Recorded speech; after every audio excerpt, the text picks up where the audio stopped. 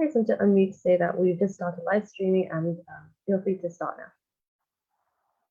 Okay.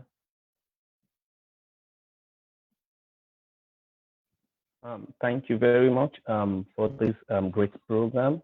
Dr. Samba Jallo, a member of InciSioN Sierra Leone, and also award winner of CUGH Consortium through the Consortium of University in Global Health. Involved in many surgical activities. Presently, I'm a medical officer working in Pujon District, Sierra Leone, and I've been pushing ahead to do my residency program in US and working currently to do observership program in Portuguese universities and other partners in the United States. And I've been working a lot in terms of surgical exposure in Sierra Leone, and that's my main interest generally. But although I've been focusing more on internal medicine and hopefully to do something related to cardiology, and because of the love still I have for surgery, I've been involved in global surgical activities and a lot of work done in regarding this area. So my focus later in the future will be more on invasive cardiology and also having to do basic surgical activities, because in our country, Sierra Leone, if you want to help the people, even though you have love for a specific field, you have to be as well as try to diversify in order to help the country, because we don't have enough doctors, and we know that the number of doctors globally also is very, very low. So for us in Africa, especially Sierra Leone, if we want to help our people, we need to be diversified and no need to bias. That I'm mainly a doctor in internal medicine and without good knowledge of surgical skill. So with that ideology, I've been pushing as much as possible in the field of surgery with that interest, and also doing projects relating to general surgery and internal medicine specifically. And I'm also the CEO of one local group in Sierra Leone called GSL, that is Global Summit for Health, Environment, Agriculture, and Development.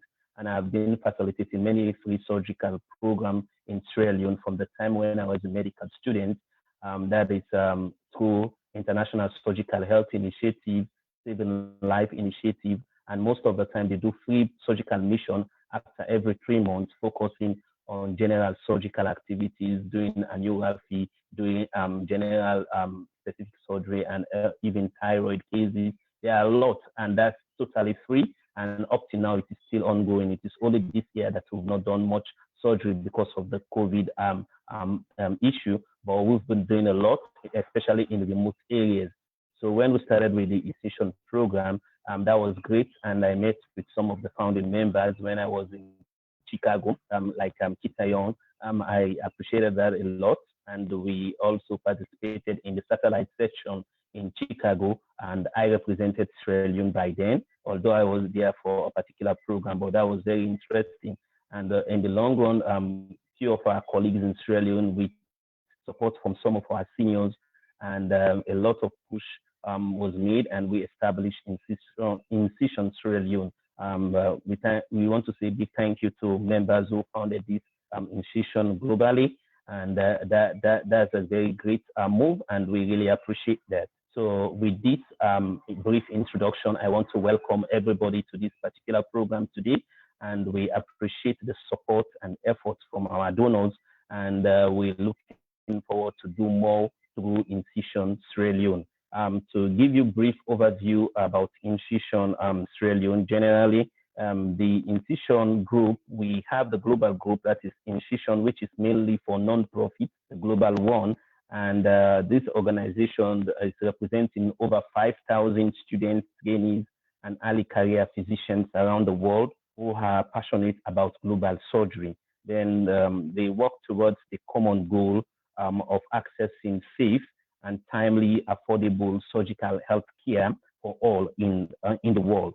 And also the InciSioN group has an aim of focusing on the advocacy, education, and research, which is very much important also. And that's the main focus. And for InciSioN Sierra Leone, it was established in 2017. And from that, 2017, we've been doing projects such as organizing symposium and surgical skill training, research collaboration, and advocacy. So that's more regarding the basic information for InciSioN Sierra Leone. For our chair for this program today is Professor Salome Maselwi. She will be in charge of the program immediately I complete the introduction of her. We highly welcome her and we're happy to get her as our chairperson for this program, and we hope we'll learn many things from her and as well as the other panelists. She is an associate professor and the head of global surgery division at the University of Cape Town, an obstetrician and gynecologist, a World Economic Forum Young Scientist, Next Einstein Fellow, and the president of South African Clinician Scientists Society. She is a former research fellow at the Massachusetts General Hospital and Harvard School, and a former lecturer at the Wheat University. She is also a trustee of South African Health System Trust and the associate editor of the South African Journal of Obstetrics and Gynecology, and a member of the UNITAR, that is the United Nations Institute of Training and Research Global Surgery Foundation leadership team. So we want to use this great opportunity to welcome our chair, Professor Salome Maselwi, to this first program of InciSioN Sierra Leone, doing like and taking this big venture to do a webinar. Thank you very much and welcome, Professor. Thank you so much, Dr. Jallo. It's really an honor, a great privilege to be here, and really looking forward to this session and to hearing all the great insights from all the speakers. I think as global surgery grows, just to give some background, the people really started talking about global surgery in 2014. And I think that's when we can really say was probably the start or the recognition of global surgery as an emerging, as a new discipline. And so much has happened since then. In high-income countries, almost every university has got a global surgery center, unit, division, department, and now in low and middle income countries, many of us are starting to take ownership of this and realizing that surgery is something that we all need to make sure is improved and strengthened in our, that we need to take responsibility for what's happening in our countries. And so there's been such a growth of the global surgery movement across the continent. We've got some universities now, particularly mostly in South Africa, which have got global surgery centers, divisions, and we're excited that more African countries are taking this up and ensuring that global surgery becomes prominent, becomes something that medical students can learn about, the community can learn about, and people can get involved in. And so it's a great privilege and honor to support this event and to support, such many of you who I have a lot of respect for, knowing the work that you've done. So without wasting much time, the theme for today is really why global surgery and why now? It's a really important question. It's going to be tackled by four of the speakers that we have. The session is going to be divided into 5 themes. Section 1 is going to be the emerging field of global surgery, giving some background and history. We're going to talk about the current state of surgery, obstetrics, and anesthesia care in Africa. We're going to look at why global surgery and why now, and then what can be done, looking at advocacy, research, and mentorship. And the last question is going to be the future of global surgery. And so we're going to have panelists who are going to go through these questions. We're going to look at them one by one and have each panelist tackling part of this. And we want to introduce you to 4 of the speakers that we have. Dr. Ulrich Signic-Kanamonya is an Operation Smile Global Surgery Fellow and the founding president of the Association of the Future African Neurosurgeons. He's a 2019 to 2020 Global Neurosurgery Research Associate at Harvard Medical School, and his interests include neurosurgery and medical education. We are also honored to have Dr. Isaac Small. Dr. Isaac Small is a surgical oncologist at the Connaught Hospital, Freetown in Sierra Leone. He's a member of the West African College of Surgeons, a fellow of the College of Physicians and Surgeons of Sierra Leone. He's the coordinator of the National Surgical Forum of Sierra Leone and a member of the Regional Surgical Obstetrics Anesthesia Working Group of the West African College of Surgeons. He's a lecturer in clinical anatomy and surgery for the College of Medicine and Allied Health Sciences at the University of Sierra Leone. He's also a PhD student in global health research at King's College London and a member of the African Perioperative Research Group. Then I'm going to introduce you as well to Dr. Makina Haq, who is a medical student at King's College. She's currently pursuing an intercalated degree in biomedical engineering at Imperial College London. She was a class of 2019 campus director and Millennium Fellow, a program that was run by the Millennium Campus Network and United Nations Academic Impact, in which she developed her initial interest in the area of global equity and ethics by implementing a social impact project that focused on skills development and is now the Vice President of Internal Affairs in 2021. And then Dr. Jofe Guzman Laguna is an MD from Universidad El Bosque in Bogota, Colombia. Born in Caracas, Venezuela, he moved to San Antonio, where he attended Douglas MacArthur High School and was an honors graduate at 15 years of age. Since his early career, he's been involved in several contributions to the medical literature as an author and illustrator in Neurosciences Institute at the Universidad El Bosque.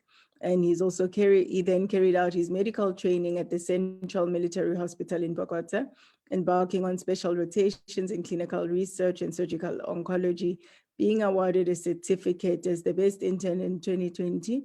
He also took on the role of co-chair of InciSioN Colombia in 2020 and was a major player in the organization.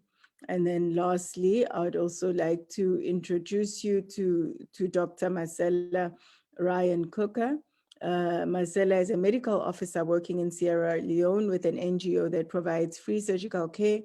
And then she has an MSc Surgical Science, doing an MSc Surgical Sciences at the University of Edinburgh. She's an aspiring orthopedic trauma surgeon with a background in global health and development.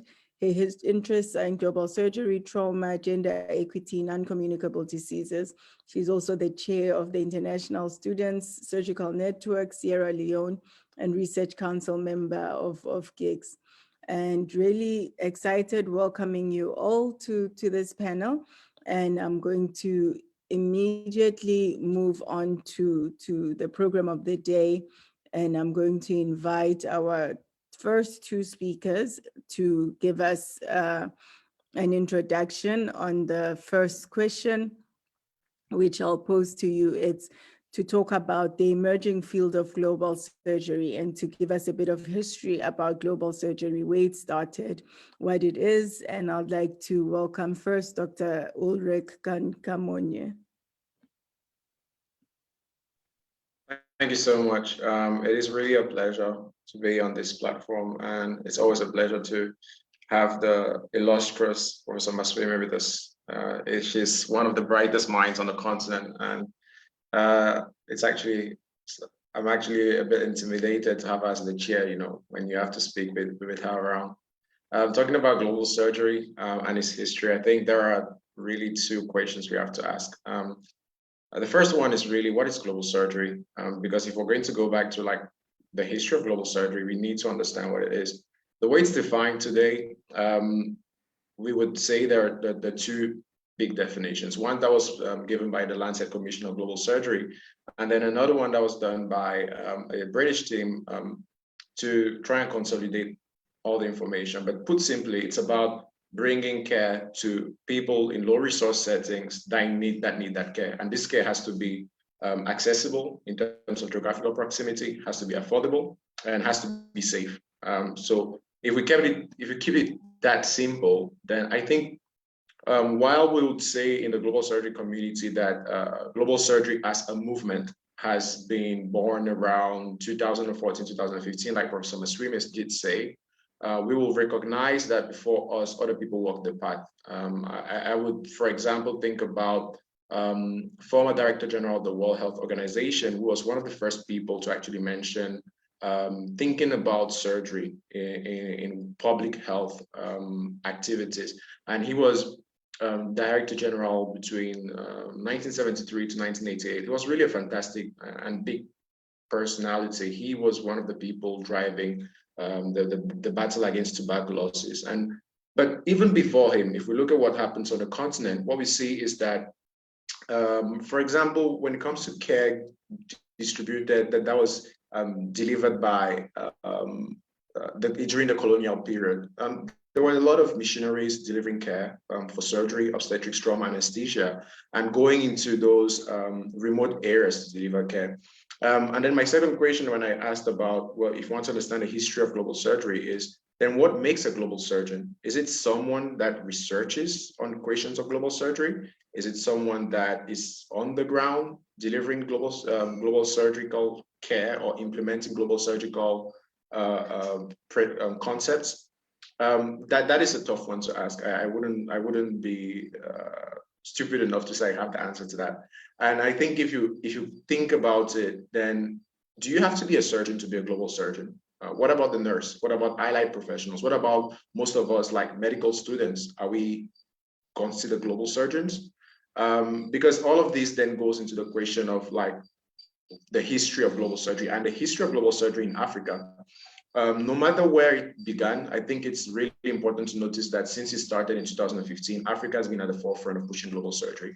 I can think, for example, of people like Professor Masrime, who's done really a lot for cesarean section and perioperative mortality. The team in South Africa that led the ASO study, that was huge for global surgery.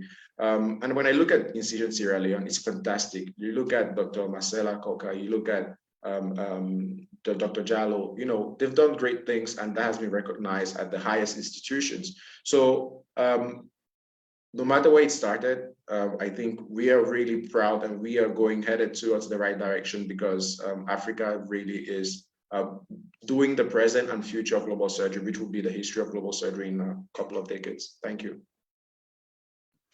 Thank you so much for such inspiring words. Dr. Makina, I'll hand over to you.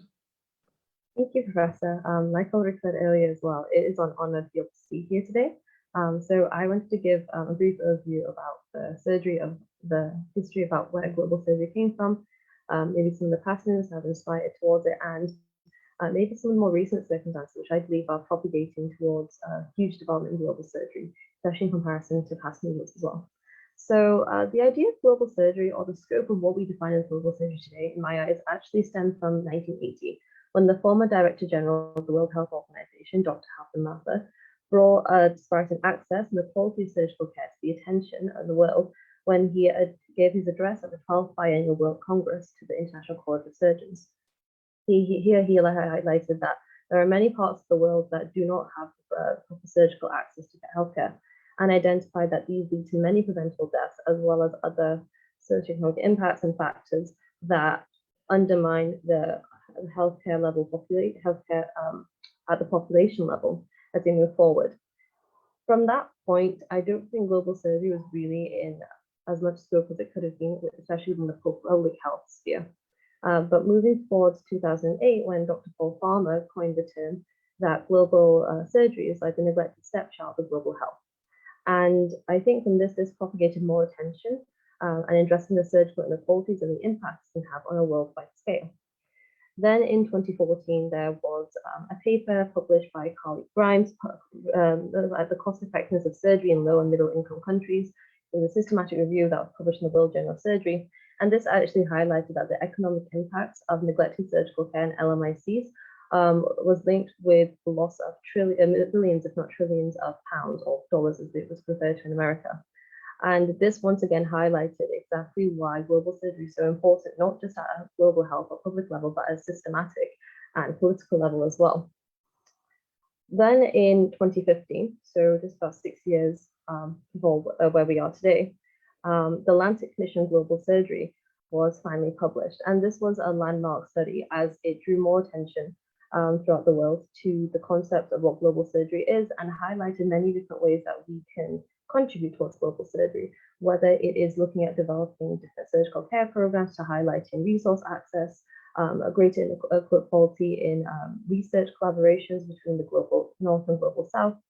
And roughly around this time, InciSioN actually started Global Surgery Day, which was an advocacy campaign to further bring awareness to this, but to highlight the role that students, not just medical students, can play in advocating for this at a community level, a national, regional, and international scope.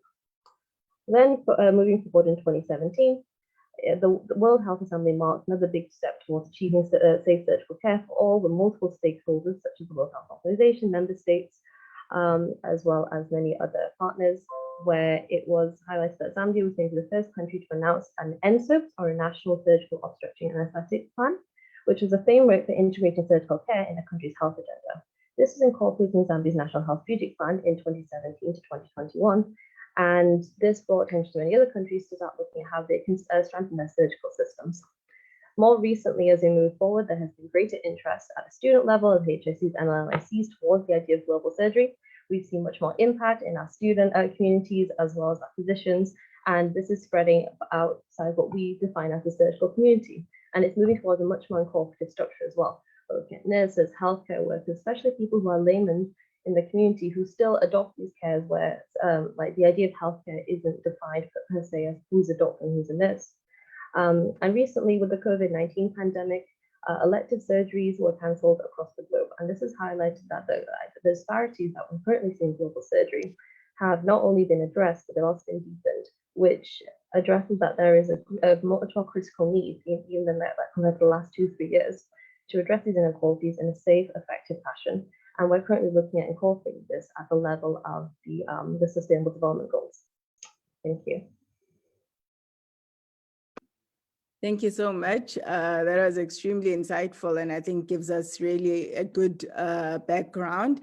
I'm gonna give some of the housekeeping rules before we move on to section 2. It's everyone, feel free to share any of your thoughts on Twitter or Facebook. And all of those who are not talking, make sure that you remain muted, and you can write any comments or questions in the Q&A box, and attendees can use the chat box. So please keep this as a live discussion so that when we get to the Q&A session, we've got some questions lined up for the speakers. So section number 2 is on the current state of surgery, obstetrics and anesthesia care in Africa. I think now that we know what global surgery is, or how it's defined and how it came about and how we are a part of it, and why we should be part of it. The next question is, what is the real state of surgery in Africa? And I think that's the really important question. We've got Dr. Isaac Small, who will give us some brief thoughts. Thank you, Prof. I want to thank InciSioN Sierra Leone for having me on this webinar. And I am also excited to meet you and all the other colleagues on the panel for the first time. I've been reading some papers or some publications done by you, but this is like the second time I've met you on such forum. I hope someday when I visit Cape Town, I'll be able to get across to you. But it's interesting to actually look at the state of surgery and anesthesia in the African continent, because it's an important discourse. And as we are gradually developing the aspect of global surgery and trying to increase surgical access, and in turn maintaining the quality and safety of surgery in the continent, it is important that we also look at how these pieces fit together so that at the end of the day, the patients will get the best result. I will actually share my, I have a few slides that I will go through. So I want to share my screen I hope I'll be permitted to do so.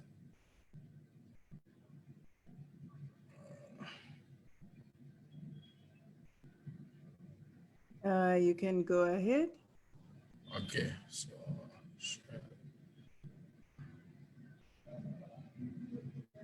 it's giving me, it seems as if it's disabled. So Just try again. You might be able to share your screen now. Just need to co-host.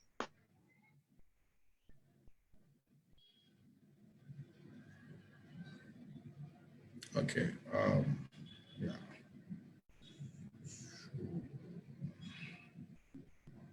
So,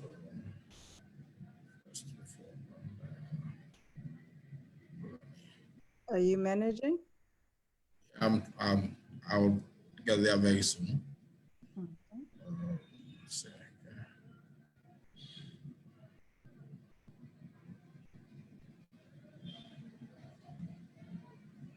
Okay.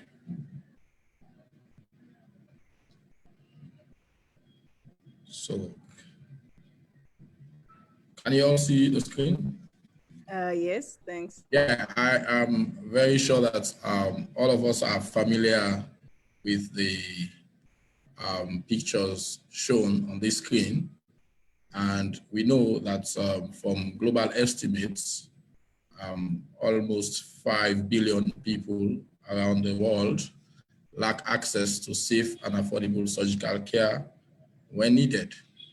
And we know that this challenge is even worse in low and middle income countries, especially in sub-Saharan Africa, where amidst the fact that we have very high prevalence of surgical problems, we actually have low surgical service delivery in most of the countries.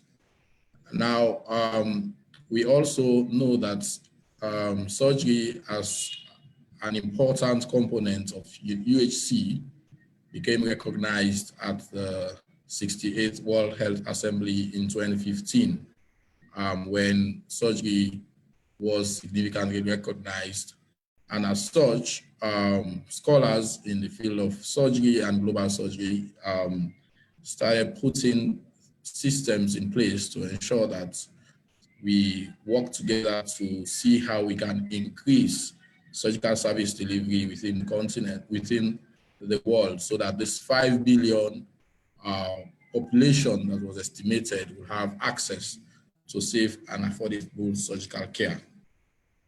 Now, the issue of surgery is significant when you look at the percentage of surgical conditions that are contributed to the global disease burden, or the global burden of disease. We see that 11% of the global burden of disease can be treated with surgery, and a lot of these diseases include injuries, malignancies, congenital anomalies, complications of pregnancy, etc., etc. And even though Southeast Asia has the highest level of DALYs in terms of surgical conditions, but Africa has the highest ratio of surgical disability adjusted life years per 100,000 people, which is significant since we all know that most of the African countries that we find ourselves are either in the low income setting or in the middle income setting. So that alone tells us that surgical conditions pose a significant economic burden on the different African states. And it is expected that in the future, there will be a rise in uncommunicable diseases. And some of these diseases are treated surgically, especially some solid tumors, trauma cases, etc., etc.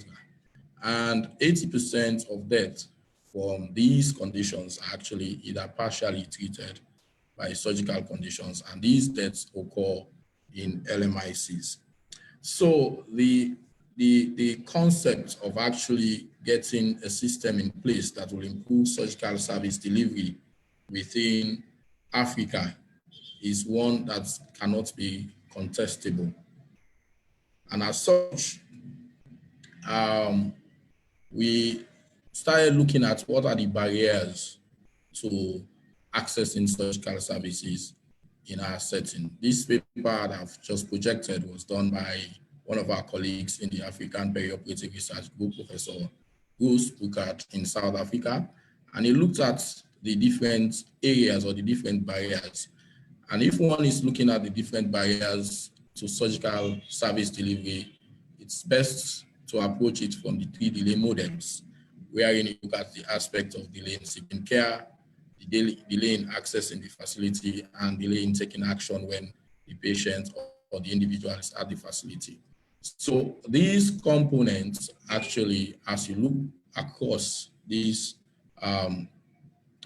trajectory, you can be able to pick up some of the challenges. And the challenges are many, especially when you come to surgery in the African setting, from the aspect of seeking care, where you have the cultural and traditional beliefs, the aspect of money, point of care payment. These are all the components that actually contribute to the decision-making process of the individual. And then you now get to the access of seeking care, accessing the facility. So what happens in such situations? We have our surgical services are sparse, especially in the rural areas of the African continent. Although in this paper that was published about the geospatial matching of access to timely essential surgery in the sub-Saharan African setting, it appears that 80% of our population, or a huge population of Africans, have access to a surgical service facility within the 2 hours radius. But on the other hand, I actually projected a picture of the setting where I was working in the district hospital in Sierra Leone. This is Bond. So when you look at the challenges in access, it goes beyond just looking at how spatially these facilities are placed. You also look at how easy, in terms of road networks, in terms of waterways, how easy it is for a patient to move from their settings to the facilities. And of course, when you get to the facility, the aspect of service providers. In most of our African countries, especially even those settings where you have you have facilities that can train lots of doctors, nurses, specialists in surgical care delivery, the distribution of the staff is such that you have this central urban distribution, whereas at the periphery or the rural areas, you have a limited number of specialists. If you take the case of Sierra Leone, most of the specialists are working in the city. They are in Freetown. And when you go to the regions or the districts or the rural areas, you hardly find specialists there. So the issue of manpower challenge is also there. Even though the manpower is low, the limited manpower that is there is also unevenly distributed across the population. So that is also an issue. And if surgery is suffering, anesthesia is even worse, because the choice of training a specialist in surgery is higher in most of these countries than the choice of training an anesthetist. So most of the governments within the African setting, they put more effort to train a surgical personnel rather than to train an anesthetist. So where you have probably sometimes 10 residents, you will have maybe 10 residents in surgery may have 1 resident in anesthesia. So that makes it even worse for anesthesia in terms of manpower. And then you have the aspect of supplies, consumables, technology. So these issues are all the same right across most of the African countries. Yes, there may be a difference in terms of what obtains in Sierra Leone as compared to Nigeria, or what obtains in Nigeria as compared to South Africa. But the challenges, when you look across the literature, they are uniform. They are in different levels, but the aspect of manpower, the aspect of consumables and supplies within the setting where the patient is accessing the services is part of the challenges of accessing care. The other issue is about how governments actually put finances into surgery. Most of the funding that comes to the aspect of clinical care or even the aspect of public health care goes in lump sums. So there are no specific allocations that are for surgery or anesthesia. So when these allocations are being utilized, surgery and anesthesia are actually put at the bottom of the list. So the challenges in these countries are because surgery as global surgery as a unit or as a specialty is an evolving unit. Some of these other areas like malaria, tuberculosis, they've been there. So a lot of money is going into them. But when you talk about surgery and health financing, there is limited resources that are allocated. In fact, you hardly find countries or facilities that actually allocate monies to surgery or anesthesia. So the way forward, as part of the recommendations of the Lancet Commission for Global Surgery, which was that countries around the world should develop national surgical obstetrics and anesthesia plans, which are actually roadmaps for the improvement of surgery in these countries. Some countries took it up as part of their responsibilities as ministries of health. So sometime in 2019, we published this paper which actually looked at the extent to which a lot of different countries across the African continent have contributed or have worked on the development of surgical plans. And as I speak now, there are several countries across Africa which have developed surgical plans and they are currently at different phases of implementation. But most of the countries in Africa have either started and not completed. For example, in Sierra Leone, we started and at some point the process stalled, or some have not even started.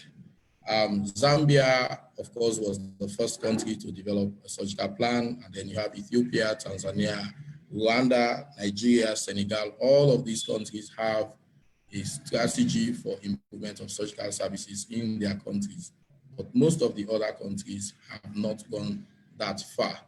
And one of the reasons for this, which I'll later on talk about in the next session where I'll be presenting, is the aspect of actually having the political will to get this done, because it is a big challenge. As I said earlier, and some of the previous speakers have alluded to, global surgery is new, and so it requires a lot of advocacy and push for our political leaders to actually understand how important it is for us to move surgery forward as a component of UHC. We can never achieve UHC if surgery and anesthesia are not part of the process. Thank you very much. Thank you so much, Dr. Smau. And I think you've just highlighted so many of the key issues in such a brilliant way, showing us the various parts of this. I'm gonna invite Dr. Samba Jallo just to say a few words about the situation, the work you've done, and what's happening in Sierra Leone. Thanks.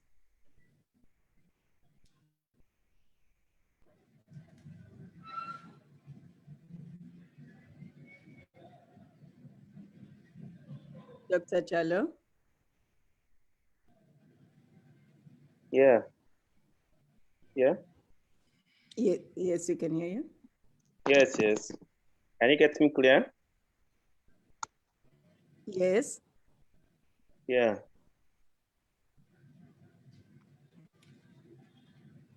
Hello? Yes, we can hear you. Okay. Can I come in now? Huh? Yes, go for it. Okay. Thank you very much. And at least the work is much more easy now for me with the presentation being done by Dr. Small. And in my opening statement, whilst doing the introduction, I measured like basic things which we've been doing, and it's really, really clear. And I have like been working a lot with senior colleagues in the field of medicine from the time when I was in med school. So like in the area of global surgery, I think I have a lot of like experience in terms of the practical work involving with seniors and learning from them. And I think that's the reason why from day one, I had this motion or this push towards surgery generally, because I think that can really help. So in the Sierra Leone, there is really, really high need for surgery because the number of doctors we have is very, very low as compared to the number of cases we get generally. So lobbying and advocating is very much important, as Dr. Small mentioned. I think that can be the key thing, and for people to understand how important surgery is and the global need for it. Because there are many people who are in need of surgeries, and especially in these low and middle income countries, but they can't afford because of the involvement or the finance involved in even performing a procedure adequately. You need is doing surgical work is a work that involves a general team. It's difficult for you to do one work. You need the anesthetic department to be on board. You need the surgeon. You need the lab people to do follow-up. So like it's a whole team. So when this team is not well structured, especially in the environment like Sierra Leone, for instance, or in Africa, where you have difficulties in doing coordination, timeline is really, really affected. At times they will send patient to you. It's even difficult for you to have detailed information to make proper diagnosis, and even for them to reach the facility at times, you have this delay. The access is a big problem. The affordability is also classical. Most of the time they can't afford, and they report very, very late. And in that even late condition, then it's even more difficult because like it's a kind of situation where the people have to decide. The hospital management at times they step in to help, and with the little resource they have, and they also giving out without clear structure that will affect even the overall running of the hospitals. So it is high time for us to move very fast and ensure that we do series of campaign advocacies to ensure that we put things straight to those who are making direct policies that can affect the population. So we need the sovereignty from the government generally for us to get like a good standing in terms of global health. So like in Sierra Leone classical like regions in Kabbalah, we've done some surgeries there, Kailawin and then Kenema, and even in Freetown.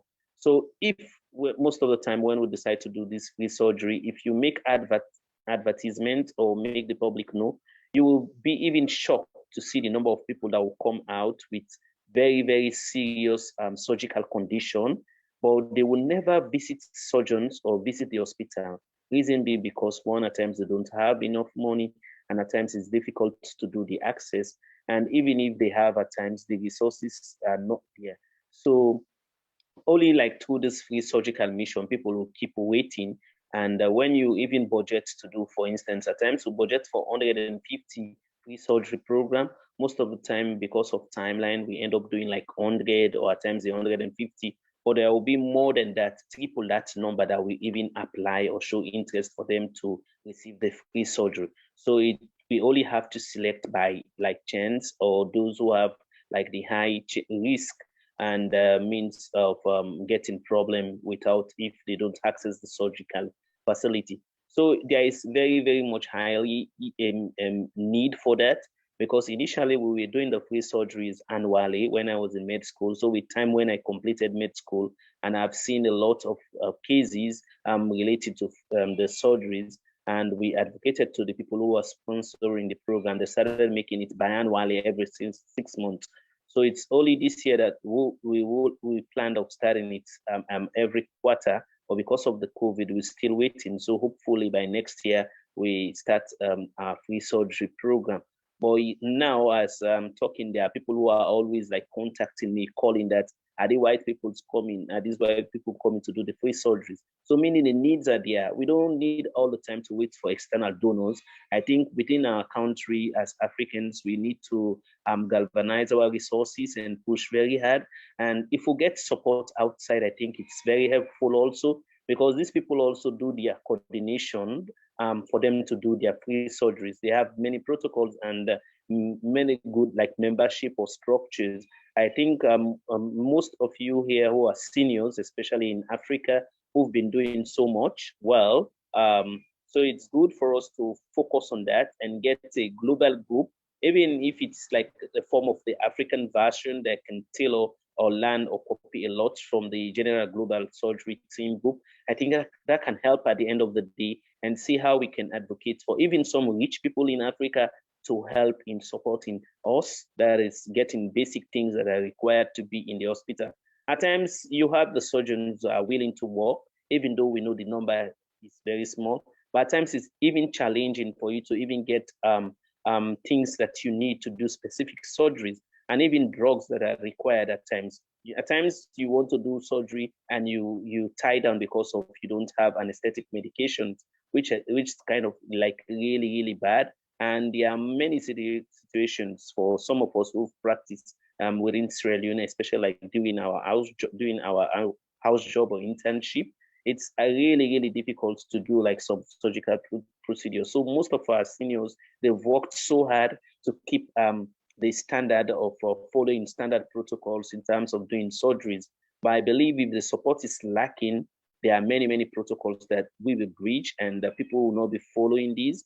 And in one of our studies, we did some follow-up with post-surgical site infections. Most of the outcomes in which we get higher cases of surgical outcome being very bad, that is in terms of having complication, has no direct link with the surgical procedures, the protocol. The surgeon might have done mainly the right protocol, giving prophylaxis prior to surgery and post-op, they do follow-up. But because of minor things like even like proper changing of dressings, or even like doing that in steroid procedure, that can just affect. Or at times because of the patients, they don't have enough resources to do follow-up with their doctors, they will end up messing around with the surgical site and later on only present to the hospital with very, very serious complications. So these are not direct link with the skills of the surgeons, but there are multiple factors. So we need to really, really push and see how best we can help our people in our continent and the world as a whole. So thank you very much. That's my point here. Thank you, thank you. And I think you've all highlighted such important issues here that, you know, just because access to surgery is not there doesn't mean that there isn't a need. And we, you know, how people get to the hospitals, transport, infrastructure, the number of surgeons that are available, the number of programs, there's so many things that need to be addressed, and it's multifactorial. But let's carry on. The next question is why global surgery and why now? And I'm gonna ask Dr. Masela Ryan Koka to go first. I'd really love for us to have some time on the Q&A. So I'd ask the following speakers to give just very short answers. Dr. Masela? Hi, thank you, Professor. Thank you, everyone, for being here today. So, why global surgery? Why now? This is like the most important question that we should ask when we talk about global surgery, because global surgery is like a new field, like several of the panelists have just mentioned. So, why now? Why not 10 years ago? Why today? So, I believe that there is no better time. Dr. Small has already given like a big overview of the current situation with surgical and maternal care in Africa, especially the global burden of diseases related to surgical conditions. So there's no better time really to talk about this. There has been so much talk on surgical care in high-income countries, but not in low and middle-income countries. These are more estimates that are given, and in real life situations, I believe that these numbers are way higher than the estimates that we have. And because of global surgery, this emerging field, because of the Lancet Commission, more research has been done in the field. More research has showed how intertwined surgery, public health, and global health are. And so there is no talking about global health and the global health agenda if we're not talking about surgery. It's just not possible. If we think of that 30% of the global burden of diseases is related to surgery, then there is no way that we're going to talk about the global burden of diseases and achieving UHC and the SDG targets without talking about global surgeries. So surgical care, anesthesia, obstetrics, like when we even think about maternal mortality, the numbers are so high, it's unbelievable. If we think about the burden of trauma as well, the numbers are so high, it's even higher than TB, HIV, and malaria combined together. So there's no way we can keep talking about public health and improving access to care and facilities and achieving UHC without talking about global surgery, without talking about strengthening surgical capacity, because it's not just making surgery accessible and available to people. It's training people to be surgeons, to be obstetricians, to be anesthetists, to provide the services that are needed. In Sierra Leone, for example, we have less than one surgeon for every 100,000 population. Can you imagine how difficult it is to access quality and timely surgical care? And this is not just peculiar to Sierra Leone. This is similar situations occur in many places across the globe, mostly in low and middle income countries in Africa and in Southeast Asia. So at InciSioN, we believe that there is no better time to talk about global surgery, to advocate, to amplify the voices of these 5 billion people who lack care and access to surgical care. And we believe that no one should die from diseases that are preventable, that are treatable. And we just want everyone to have access to safe, timely, and affordable surgical care. And that is why we do all we do at InciSioN. And that is why we keep the global surgery conversation going. And that is why this is like the best time to talk about global surgery, really. Thank you. Thank you so much, Dr. Masela, for that very compelling words, and I agree with you completely.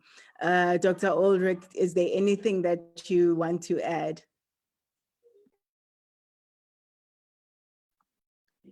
Well, a lot has been said. I'll just go on the more like policy aspect of it and window of opportunity. I think the why now really is about so the why now really is about we had a window of opportunity. I think one of those was that the paper written in 2008 was written by Paul Farmer and Jim Kim. Jim Kim later on became the president of the World Bank. That was a big deal. Just having him there, be one of those pushing, really helped to get the agenda on the table. And having something like the Lancet Commission on Global Surgery equally helped, because the Lancet has a big name in medicine. So if you have a commission set up around global surgery, then it gives you some kind of credibility. All these things are definitely very important. And then it equally helps to have organizations like RCSI, the Royal College of Surgeons in Ireland, coming together, the G4 Alliance, and all of those other things, because you need buy-in from everyone and the different governments. And the fact that this is taken on is equally linked to the fact that some of our heads of states or these big organizations were at these events like the WHO or the World Health Assembly, and that's how we can get some of that push towards it. But more importantly, or just as important, is funding or finance. The more we were able to get funding towards these projects, then the more it was able to grow. But I wouldn't neglect also to say that medical students and young physicians have played a great role in amplifying the message. All this work on Twitter doesn't go unnoticed. Having people do all this groundwork, the legwork. When you have an organization like InciSioN Sierra Leone right now organizing this event, it has an impact. So why now? People have been suffering for so long, but all the other things were put together so that this problem just got at the top of the priority pile. Thank you so much for those words. The next question is, what can be done? Advocacy, research, mentorship. And it's my pleasure to invite Dr. Geoffrey Guzman Laguna to give us a few words. Thank you very much. Yeah, I'm very grateful to be here, and especially grateful and very proud of our group in Sierra Leone for putting this together as chair of InciSioN. It makes me really excited about the future. So, to be mindful of time, I would like to tackle the 3 points very surgically, very acutely, if you will. So first, starting with advocacy. We understand that advocacy and itself, what the end goal with it is to increase the awareness of the global health community and at large of lay people about the specific problems that are occurring within the field of global surgery. Therefore, it has been a lot of back and forth within several spaces about what is the best way to communicate. And one of the very fulfilling experiences that we had earlier this year was a communication panel at G4. As many of you may know, InciSioN is a member of G4, and we were very fortunate to be invited to a panel discussing the most adequate modes of communication within the space. And what was very interesting is that we ended up coming up with 6 principles for adequate communication within the space. So the first one that we came up with was to listen, and to listen to the people that we're advocating for. Always being mindful of the I don't want to say targeted, but the population that will receive the message, to understand what their language is and how they will most likely understand what is being told. The best way to understand, and that was another point that we tackled during the panel, was the best way to understand the population is by understanding their language first. So if we do that, we'll be able to craft a message that will certainly be able to hit them or to impact them as effectively as possible. The second principle is therefore to keep our ear low to the ground. Those of you that are not familiar with that expression, it essentially means always being aware of what's going on within that community and around that community, so that say messages are in tone deaf, or that they're as effective as they can be. The third principle would be to turn many audiences into one. One of the problems that we noticed was that there was a divide between, like, do we either bring a message to lay people, or do we bring a message to the more specialized community, say within the medical sphere? So say medical students, early career physicians, all the way up to faculty. But what we noticed was that when we humanize those stories, they become easy to digest, to consume, if you will, for lay people. It becomes a very interesting and very easy way for people to understand very complex concepts. So that is also something to keep in mind. The principle that follows that is to developing the skill to tell those stories, to humanize stories, and to use those stories. That's the fifth principle, to use the stories as qualitative data. We may not think that storytelling might be something that we able to provide raw data, but as a matter of fact, it gives us an indicator of the end result or the impact of global health or public health interventions at large. And finally, to always remain humble. To know that we cannot contain the entirety of the truths that are needed for a single community, and therefore we must always, as the call of an academic is, to always look for more enlightening information about the populations that we would like to tackle. That is on the advocacy sphere. Going on to research, it is very encouraging to see how the corpus of research regarding global surgery has been growing exponentially the past few years, especially in relationship to the Sustainable Development Goals, which we had a very fruitful discussion a couple of weeks ago during WHA in one of our clubhouse sessions. Clubhouse is an application for for chats where you can go in a room and chat, when we actually ran through all of the sustainable development goals and knew and we recognized that the investment into surgical systems was able to tackle each one of those, or to solve partially each one of those. So what has to happen moving forward? There has to be an increased representation of the field within the literature. Therefore, we have to publish more and we have to get cited more. So that it just as a push to continue to write and to publish on whatever our sphere or whatever our interests are within the field. Second, to demonstrate the fulfillment of the sustainable development goals. And the literature has been very clear, especially in the past few years, on how investment in surgical systems has proven to be advantageous for the fulfillment of these. Therefore, and as or something that is required for such a thing is to continue to have involvement of students and faculty in global projects that in the end will come up with global solutions. So that is very interesting for us within the InciSioN network is when we start to discuss global health problems or public health problems within different countries, we notice that patterns begin to emerge, and those patterns can be extrapolated and translated into other ecosystems, if you will. Now, they're not a panacea, they're not a one-size-fits-all solution, but they are certainly an approximation to something that can certainly say an idea that can be adapted to a particular community and therefore be advantageous to that community. Finally, with mentorship, I would like to bring it a little bit back to the broader point of education. The main point of education is to achieve capacity building by communicating basic or very specialized concepts. That the demand for education has, well, throughout history, it's a historical reality, has been driven by students. But we have noticed that it can also be supplied by students who have acquired a certain level of skills, and it goes all the way up to the very specialized and very experienced faculty. So now bringing it down to mentorship, we know that it promotes the continuity of the field within a certain organization that is dedicated to that field. So keep in mind that it could be a university or a student organization.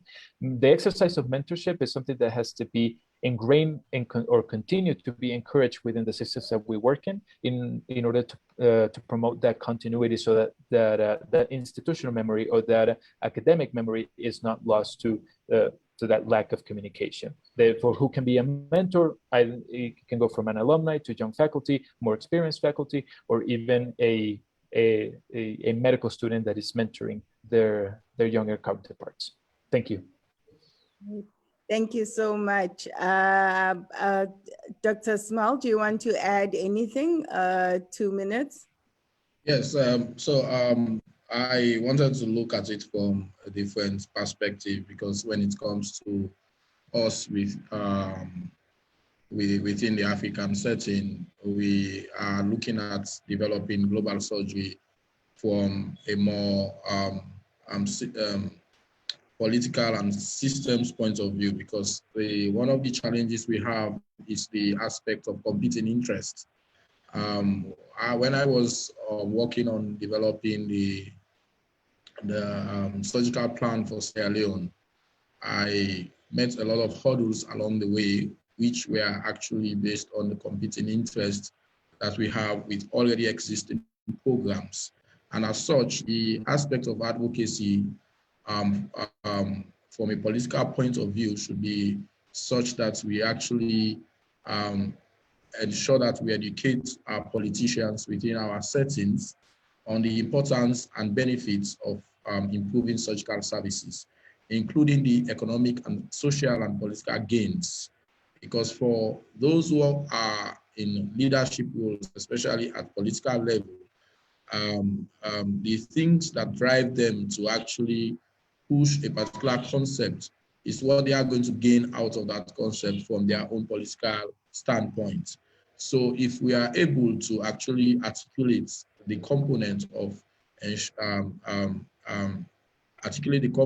the economic, social, political, and other importance of actually improving surgical services within the different countries across the African continent, I think that will be a huge component of advocacy.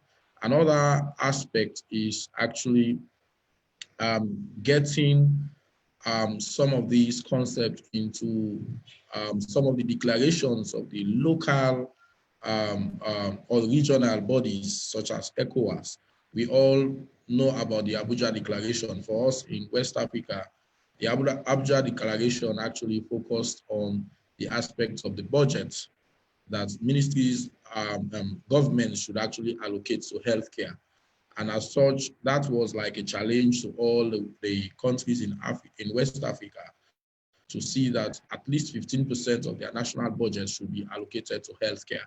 So if we can get the concept into ECOWAS such that at the end of the day it comes like a declaration, that will be a huge outcome of advocacy.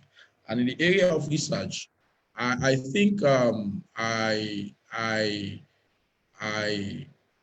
I think a lot of data collection and tracking systems that we put in place in order to track our progress in what we've done so far in different African countries is very important.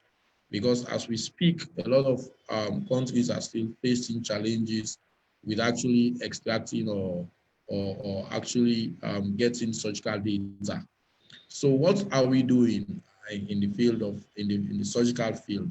Are we just operating our patients, or are we tracking the progress of what, how many people are accessing surgery, how many people are getting safe and affordable surgery, what is the surgical provider density like, and so on and so forth. So I'm thinking of getting, looking at a continental structure where we can be able to get this data from all the African countries on what obtains in the aspect of both surgery in the theater setting and surgery in public health setting. And as far as the mentorship is concerned, I'm proud of what Samba and Marcella are doing. Unfortunately, I don't want to announce, but they were my students in med school, and I'm so proud of them, you know.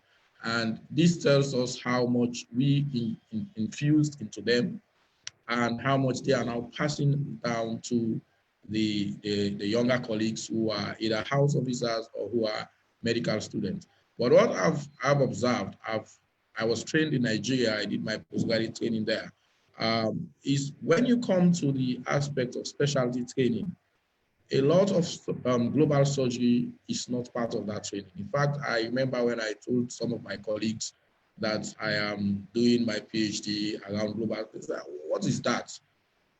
Is it PhD in surgery? I said, no, it's not PhD in surgery, it's global surgery. So a lot of them don't actually know about global surgery. What they know is, oh, I need to learn how to do an appendectomy. I need to know how to do a herniography. So it is so important that our various institutions, especially the regional colleges, the West African College, the East African College, the South African College, they introduce this concept of global surgery, taking the surgeon out of the theater to look at the systems, to look at the issues around his operating community and solve them. As a surgeon, you don't just need to know how to do an appendectomy, but you need to also know how to get electricity into that theater. You need to know how to get water into that theater. So those are some of the things that we can bring into the mentorship. I am very proud. I'm being mentored by Ame and very renowned people in the field of global surgery. But this should be taken down and be institutionalized in all our training programs across the African continent. Thank you very much. All right. Thank you so much. I'm gonna take a bit of a pause and move to the Q&A before we just go through the final round of questions. I wanted to look at the one question. Thank you to the panelists who've been answering in the background. And there was the question that was posed, what is the role of mental health within global surgery? And it has been answered, but I wanted to touch on that a bit because, you know, much as we talk about getting access to care, there's a component of quality of care, and then there's what happens, rehabilitation.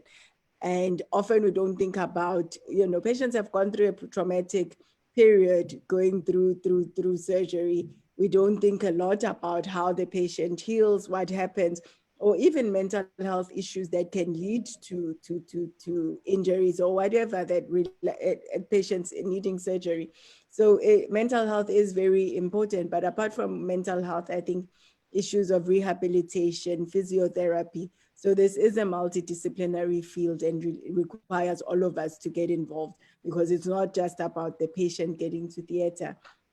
When we looked at it from that point, we found that patients were getting operated, but were dying. But now we realize it's about ensuring that, it's safe, timely surgery and rehabilitation, that the patient is able to return back to their activities of daily living after they've been operated on. And then I'm gonna pose the next two questions to you again, Dr. Small. And I thought these were important. The majority of morbidity and mortality emanating from surgical diseases could be avoided if the community and indeed the surgical staff are empowered. And I think the other question was also around the role of the community. We've spoken about surgeons, we've spoken about policymakers, investors.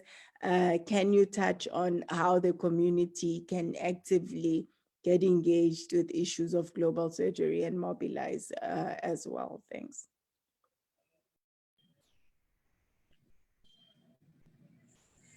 Yeah, can I come in? Yes, Yeah, go ahead. so I happen to be doing my PhD looking at the first delay, and that has to do with the aspect of how communities perceive surgery, how they take decisions to seek healthcare, and who are the role players in this field of health care seeking and healthcare utilization. Unfortunately, yesterday I was opportune to meet the traditional healers in my study sites. So we had a very fruitful discussion. But at the end of the day, what I came out with from that meeting and from all what I've been doing in the study sites, which is a semi-rural area around Freetown, is that the aspect of community engagement cannot be pushed aside, because whatever system you are going to put in place, or whatever strategy you are going to put in place to actually promote or improve surgical care, the communities have to be involved so that you have significant community uptake. And as such, when you have significant community uptake and utilization of that strategy, then you are likely to get an optimal result. We have a situation in Sierra Leone, just in a minute, wherein the Free Healthcare Initiative was launched to actually provide free surgeries for pregnant women, lactating mothers, and children under the age of 5 years. But what we found was that even though we had this service going on, people were still delivering at home. They were still delivering at home. We had a very high home delivery rate. And we went and looked back and asked the question, why? Why? We've made everything free. We've removed point of care payment for these people. Why are they still delivering at home? And this, we found out that a lot of them, because of the lack of community engagement, they were not even sure of the services. Some of them were not, they didn't trust the services. And some of them were actually looking at the socio-cultural issues around childbirth. And as such, when we started doing community engagement, we started getting the community leaders into the mode of understanding the importance of these things. We saw that the home delivery rate reduced and the institutional delivery rate increased. And as such, we saw a significant drop in our maternal mortality rates in Sierra Leone. So this emphasizes on the need for surgical for community engagement. We have to take surgery to the community. We have to take surgery to the community in any shape or form that we can, in order for us to be able to actually deliver quality health services. Thank you so much. I completely agree. And I remember when I started my global surgery work, one of the key phrases that really hit me was, saying that in some parts of the world, a cesarean section is seen as a death sentence. And when the community doesn't understand why they need surgery, that it will be life-saving, and when they see more and more people having adverse outcomes, they don't show up in the hospitals and they come when it's very late. So an important part of global surgery is advocacy in the community. And it's ultimately all about really us serving our communities. I'm going to come to the end of my session. But before I do, I'm just going to ask all the speakers in less than a minute, 30 seconds each, to say what is the future of global surgery. And I'm going to start with Dr. Geoffrey. All right, wonderful. Then we'll just speed right through these. Yes, so I have a couple of points prepared, but to run by them very quickly. I just want everyone to take away the message that the present is the future made manifest. What we have now is as far as into the future as we can reach. So whatever we would like to achieve in the future is something that we have to strive for in the moments that we have present. So with everything that we've talked about, advocacy, education, and research, the efforts have to increase exponentially in order to therefore increase the recognition and representation of the field at the international level.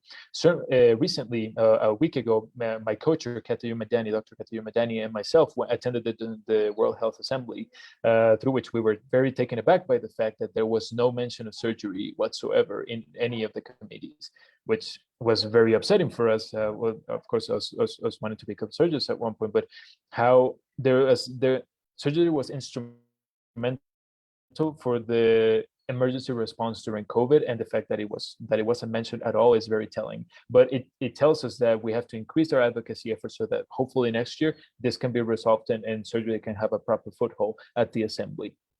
For future professionals, we always remind our students within our network that global surgery isn't someplace else. It's not a mission work, but it's in your backyard. There are public health problems that are readily available for you to solve and or at least to understand. So to develop the social conscience of that responsibility, it's certainly something that will be directed towards solving social inequity and promoting social well-being. Along with that, with the push towards innovation, especially in the younger younger members of the medical community, that will manifest as the creation of new systems for problem solving. And we have to remember that the younger generations are technological natives, so that can be played to their advantage. As I mentioned, we have to continue our efforts in advocacy, education, and research for global surgery. We have to continue and promote within the field the use of the concepts of innovation and the use of technology. Innovation doesn't necessarily have to, happen in Silicon Valley. It can happen anywhere, and with very low technology that has a very low cost. The only thing that is required for innovation, especially in public health, is just identifying a problem and defining a solution to that problem. And that doesn't necessarily have to be a cutting edge piece of technology like an iPhone. It can be something very simple as simply repurposing materials that are around in order for example, being able to craft an inhalation mask for the children with asthma. That is one example that is very common here in Colombia.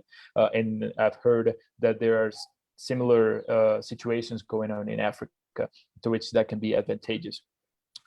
Whatever systems are created to fulfill needs can be generalized to tackle greater and more important societal issues. However, as I mentioned before, it's not a one-size-fits-all solution to every single community. All the solutions have to be tailor-fitted, if you will, just to make sure that it truly answers to the needs of that community. And we have to do a continue and to finish. There has to be a continued push for globality. By globality, I mean that complex problems have to be tackled by complex approaches. And by complex, I mean that it has to be the synthesis of different models of interpretation and problem-solving methods. What does that mean? Interdisciplinary approaches to problem solving. As Professor Small said, surgeons have to get out of the OR, not just operate, but also be sure that that OR can be supplied with everything it needs to fulfill its tasks successfully. So that to leave off, I just want to leave you with this thought that say, and it's something that I mentioned briefly at the innovation at the innovation conference by Harvard earlier like 2 months ago, which is picture this: an economist, a physician, and a bureaucrat or a politician or a policymaker are walking down the street and they see a pothole, a hole in the street. So what does the economist sees? He sees an interruption in the flow of capital, because it's a plot in the flow and it's not letting capital flow freely within that community. What does a physician see? A physician sees a risk factor for polytrauma. That's a car can get it's one of its wheels stuck in the pothole, flips over. It's like it can be a catastrophe for that community. And a bureaucrat or a policymaker, what do they see? They see that the money that was destined to fix potholes in the city has gone missing again. So if you take those three approaches, you are very well able and very well armed to solve whatever issues are lurking around the specific community. Not necessarily a pothole, but it can be something much more complex. Thank you. Thank you so much. Makina, 30 seconds. Oh, okay. So I think for the future of global surgery, we need to move towards more of an interdisciplinary focus. Joff mentioned that in the WHO, there was a huge lack of surgery mentioned. So I think this highlights that we need to advocate and highlight to other sectors that global surgery doesn't just stop within surgery. It is a multifactorial set that affects things outside of healthcare. It impacts the psychology, into finance, economics, into education, into literature. It is something that affects all aspects of society, directly or indirectly. And I think highlighting exactly the ways that it does that is going to grab other people's attention. And it gives everyone else this reason to get involved in global surgery and to advocate for it. Involves governmental change. It requires talking to policymakers, and it requires having this emphasis from a research perspective, an advocacy perspective, but also an educational perspective. There's also this increasing role technology can play to allow us to do that as well as holding in gaps for other people to access surgical healthcare or healthcare resources aligned with that, which you can do online as well. I think that was 30 seconds. At least I hope it was. All right. Thank you so much. And this brings us to the end of my part of the webinar. I want to thank all of you for this time, for all your insights, for all the amazing insights that you've shared, and really excited about what is happening in Sierra Leone, what is happening in Africa. This collaboration, all of us working together towards the same goals. And I think it's fair to say that global surgery is here to stay, and all of us are excited to be part of this. Thank you, Marcella, and just handing over to you as the chair of InciSioN Sierra Leone to give the closing words.